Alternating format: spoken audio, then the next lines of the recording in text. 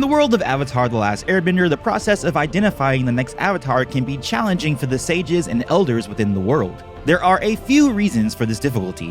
1. Time of birth. The avatar cycle follows a specific pattern where the avatar is reincarnated into a different nation in a cycle of fire, air, water, and earth. However, the timing of the avatar's birth within each nation is not fixed. It can vary, making it difficult for the sages to predict when and where the next avatar will be born. Number 2. Hidden identity. The avatar is usually uncovered as a young child who displays bending abilities in all 4 elements. However, the avatar's identity is often concealed during their early years to protect them from potential threats, like the Red Lotus. The sages may not have immediate knowledge of the avatar's existence or their bending abilities until the child is discovered and brought forward. Number 3. Lack of spiritual connection. The sages, while spiritually connected, do not have a direct line of communication with the past avatars or the avatar spirit, aka Rava. This means they cannot simply consult the previous avatars or receive clear guidance on the location or identity of the next avatar. Instead, they rely on their own methods, such as the Air Nomad's relics tests. In this case, the Air Nomads possess a collection of relics associated with past avatars. These relics are typically personal belongings or mementos left behind by previous avatars. Examples include personal items like clothing, accessories, or heirlooms. And when certain children choose certain relics, like Avatar Aang did in his timeline, that often is a good indication of one being the avatar. But these methods are imperfect, as we've seen from the Kyoshi novels, where Avatar Kyoshi was misidentified as a non-avatar and her friend, false Avatar Yoon, was incorrectly identified as the avatar for nearly a decade. Number 4. Environmental factors. The world of Avatar is vast, and there are numerous places where people live, both in cities and remote areas. The sages must search for the avatar within these diverse populations, which can be a daunting task, such as when the White Lotus scoured the globe before they found Avatar Korra. Additionally, political conflicts or unstable situations can further complicate the search, making it harder to locate the avatar. These factors combined contribute to the challenge faced by the sages in identifying the next avatar. It requires time, patience, and often a combination of intuition, spiritual guidance, and investigative work to eventually locate and confirm the avatar's identity.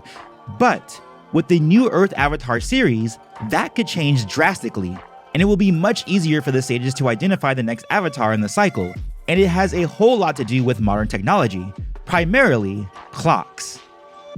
A few months ago, there was a rumor that dropped about the next Earth Avatar. What has been confirmed is that the new series will indeed be about the New Earth Avatar, but what is rumored is what storyline would actually be followed and in what setting. From Legend of Korra, we already saw how far the world has progressed, seeming like something akin to our own real-world 20th century. And since most avatars live for at least 4 or 5 generations, the next series should be flinging us to our own modern times or perhaps a bit into our future. The rumor right now, as reported by My Time to Shine over on Twitter and covered by me in this video, was that the next setting in the Avatar world would have a cyberpunk aesthetic, set 100 years after the events of The Legend of Korra. And if that's the case, and the world is more modern in that sense, then it means that keeping track of the Avatar would be much easier. As we saw from the episode The Avatar and the Fire Lord, it seems as though a new avatar is born immediately after the death of the previous one with the transfer of the avatar spirit, aka Rava, as established after the death of the first avatar Wan. After Roku dies in that volcanic explosion, Aang was born just a few moments later. While there is no official population numbers in the lore of Avatar, we can make a good guess of a few things. For one, we know that the world of Avatar is smaller than our own, mostly based on East Asian, South Asian, Polynesian, Inuit, and Mesoamerican cultures of our own world. If we take the population of all those people groups in a cyberpunk setting, we're looking at a number of around 4 billion people. But let's be conservative and say that there's only 1 billion people in a cyberpunk setting of Avatar, since their world is smaller and more concentrated. Keeping that in mind, that would mean there are around 5 births per minute, meaning the modern sages of Avatar would only need to be looking for 5 children across the world after Korra's death. 15 if you want to give or take on either side of that minute of death. But really, it would be less than that since we'd only be looking at earth-bending children, not the whole population. But again, let's be conservative and say we're only looking for 15 kids who were born around the same time that Avatar Korra dies. Heck, Let's even expand that to 100 children if, for whatever reason, the wider public does not know Avatar Korra's exact time of death. After all, she might not have died on her deathbed, and if she dies in some unusual or sudden circumstance while she's out on an adventure on her own, that search would widen even further if we're not looking within a single minute, but over the course of a half hour or even more time than that. So, where do clocks come into all of this? Well, as we saw from The Legend of Korra, clocks were already in use. Amon set up a meeting with Korra based on the clock tower in Republic City, and Korra saves a clock store near the beginning of the show. If we're talking about a cyberpunk and modern setting, then timekeeping would be much easier, with folks having digital watches or possibly smartphones or whatever modern tech. This would also include, presumably, modern medicine, and more importantly, modern hospitals. In our own modern world, each birth in a hospital or even a birth done by a midwife in personal homes are often logged. Just in the same way we have a time of death, we have a time of birth marked on a certificate. So, instead of sages conducting tests to find the next avatar, all they have to do is walk up to a hospital, ask for the records, and narrow down their search. And boom! You've got your next avatar identified. Easy peasy. Now, of course, the sages would still use their old tests, but now they wouldn't have to globetrot the entire world to find one person. Now, of course, this is assuming the next avatar is born to one of the modern metropolises, like Republic City or Zaofu, or what I would assume to be a modernized Ba Sing Se.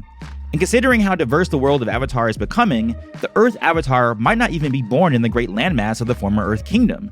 Instead, they could be born to any of the other nations, which would also likely be modernized. I mean, we saw how far the Southern Water Tribes modernized their country in the North and South comic books and also in Legend of Korra. So it's very likely, or at least more than likely, that the next Avatar's birth would be logged on a certificate with a specific time. Especially considering our own real world where most people live in cities, not in remote areas. But maybe the writers don't want it to be that easy. Perhaps they want some drama with identifying the next avatar. And if that's the case, that's very much possible. Even in our own modern world, not every baby that's born is tracked on a piece of paper or marked perfectly at the exact time of birth. Records are sometimes botched or forged or what have you. But perhaps to contrast the modern cyberpunk setting, the avatar could be born in a more remote area, similar to what we saw with the fan project, The Legend of Genji, with Genji being a sandbender but in the middle of nowhere where it's less likely for records to be kept, unlike, say, a Republic City. But what do you think? Will the next avatar in the New Earth series be identified more easily with clocks? And did you know about The Legend of Genji and the timeline of those events leading from Korra's death to the modern day? If not, click on this video on the screen to discover that info here. I'll catch you on the next one, and as always, peace, love, and remember, be water, my friends.